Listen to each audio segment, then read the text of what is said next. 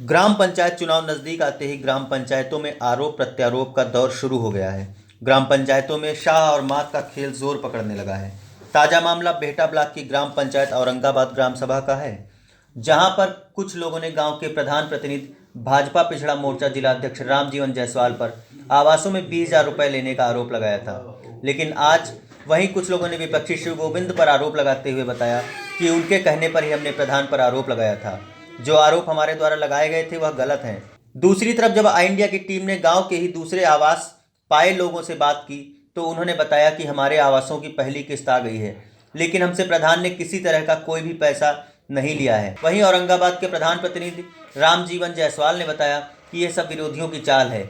इससे पहले भी विपक्षियों ने कई बार आरोप लगाते हुए शिकायती पत्र संबंधित अधिकारियों को दिए हैं और उनके द्वारा किए गए जांच में कोई भी आरोप हम पर सिद्ध नहीं हो पाए हैं। विपक्षीगण हताश और निराश हैं जब उनको अपनी पराजय निश्चित दिख रही है, इसलिए भोली भाली जनता को बहला फुसलाकर तरह तरह का प्रोपोगंडा बना रहे हैं। क्या आपको आवास या शौचालय कुछ मिला है? हाँ, हमको मिली पहली किस्त आवास की। हाँ। तो पहली किस्त कितनी मिली है? पहली किस्त तो उसमें प्रधान ने कोई पैसा लिया है? हमसे कोई नहीं लिया। एक पैसा नहीं लिया? मामला ये रहा कि पिताजी हमारे यहाँ रहा। कौन पिताजी?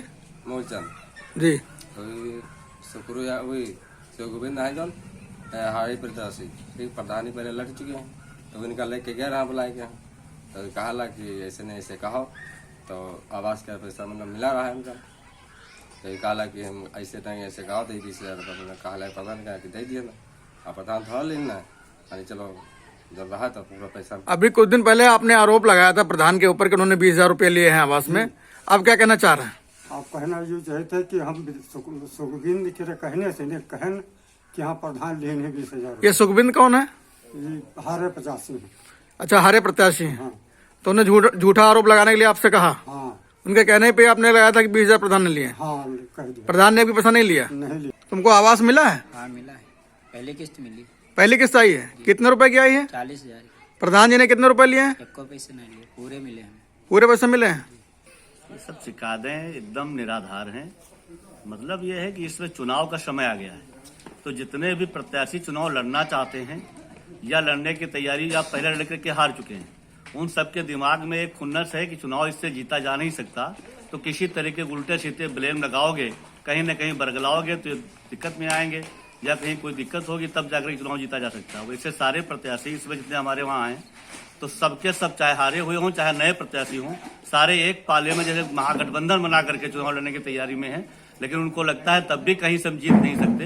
अभी बीच में जो है इन लोगों ने कार्ययोजना को देख करके, कार्ययोजना बनती है पूरे साल की काम करने के लिए, उसके बाद उसका एस्टीमेट बनता है, जब पैसा आता है एस्टीमेट के बाद काम होता है, काम के बाद एमबी होती है, एमबी होने के बाद पैसा निकलता है।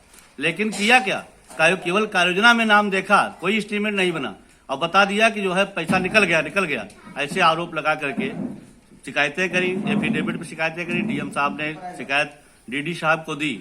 अभी एक हफ्ता पहले उप कृषि निदेशक महोदय आए थे गांव में, पूरा एक उनके साथ एक्शन भी थे उसके जल निगम वाले, पूरा जांच करके पूरे एक विषय पर कागज देख करके सारा कुछ देखा और उन्होंने पाया कि केवल कार्ययोजना के आधार पर शिकायत की गई है और जो काम हुए हैं वो मौके पर हैं, जो काम नहीं हुए हैं केवल कार्ययोजना में है, उन पर जब काम ही नहीं हुआ कोई विषय नहीं बनता है। तो इस तरह की तमाम शिकायतें आरोप मतलब प्रत्यारोप लगाते रह रहे हैं। हमारे वहाँ एक प्रत्याशी पहले लड़ा था चुनाव, शिव गोविंद चुनाव हार गया था, चेतराम जीत गया था, तो चेतराम के खिलाफ शिव गोविंद ने इस 5 साल में कम से कम 50 बार शिकायतें करी है। अब खूब एफिडेविट और शिकायतें हुई, जांच हुई, बार बार फर्जी पाया गया। इस बार भी ऐसा ही है। आप देख रहे होंगे, गांव में जाकर के पूछिए, पता करिए कि कोई भी आवास का लाभार्थी कह दे कि हमसे 10 रुपये भी किसी ने लिया है, कहीं कोई एक बार वो लगा दे, सिद्ध कर दे, तो मैं जैसा बताऊं उसे जुर्माना देने के तैयार हूं। कहीं से कुछ नहीं है, किसी के साथ न कोई धांधली हुई है, न किसी के साथ कोई भ्रष्टाचार हुआ, न किसी से कोई पैसा लिया गया।